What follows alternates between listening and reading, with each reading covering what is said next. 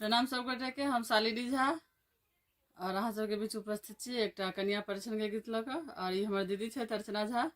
तो सुनू अहाँ सब ई गीत कन्या परिछन के गीत और केहन लागल से जरूर बताएब। धन्यवाद। चलू चलू बहिना जही नाची तहिना, लाल भैया लकाएला लाल भैया लकाएला लाले लाले कनिया। चलू चलू बहिना जही नाची तहिना, से कनिया महफा में बसली घोघ तानी लाजे कठुआली। से कनिया महफा में बसली घोघ तानी लाजे कठुआली। सोच रहल जे बाजी उठे नहीं, सोच रहल जे बाजी उठे नहीं, रूनू झुनू गहना। चलो चलो बहिना जही नाची तहिना, लाल भैया लकाएला लाल भैया लकाएला लाले लाले कनिया।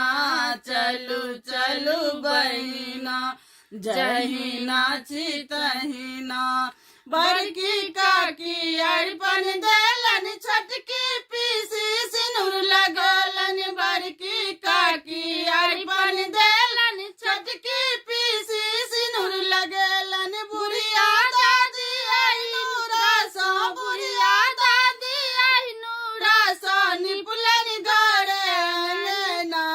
चलो चलो बहिना जही नाची तहिना, चलो चलो बहिना जही नाची तहिना, लाल भैया लकाएला लाल भैया लकाएला लाले लाले गहना।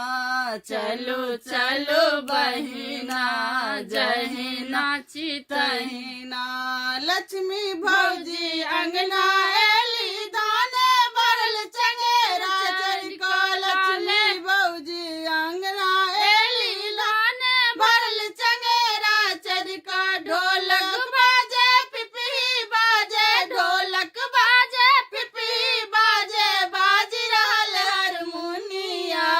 चलो चलो बहिना जही नाची तहिना, लाल भैया लकाएला लाल भैया लकाएला लाले लाले कनिया। चलो चलो बहिना जही नाची तहिना, लाल भैया लकाएला लाल भैया लकाएला लाले लाले कनिया। चलो चलो बहिना।